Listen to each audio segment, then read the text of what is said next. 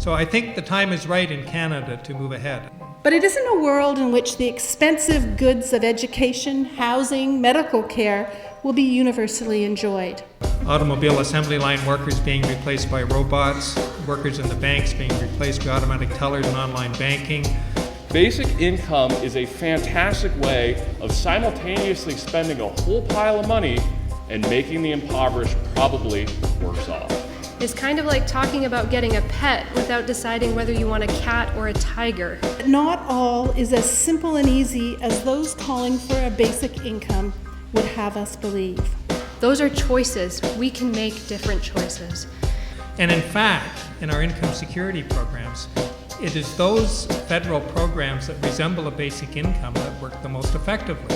The problem with this is it creates an even bigger welfare wall than we currently have in our system. I have no problem with government employees. I just don't think that they should be making decisions for people's lives. A basic income would likely amount to guaranteed poverty and to continued social exclusion for those most marginalized in our society. The problem is the social assistance system. It's oppressive, it's dysfunctional. The guaranteed income rests on formal equality, the same for all. Justice, however, demands substantive equality. It's a little silly to me to argue that basic income doesn't fix everything and therefore we shouldn't have it. Why don't we target the actually impoverished instead of giving big checks to, Conrad Black's nephew? And I think this often goes down the scary road of social control.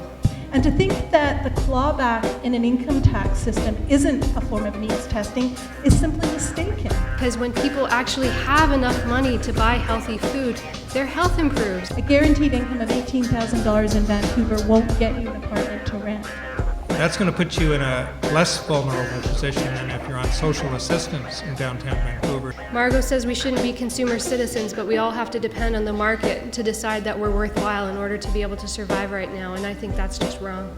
Guaranteed income in practice means simply, for too many, in reality, a guaranteed poverty.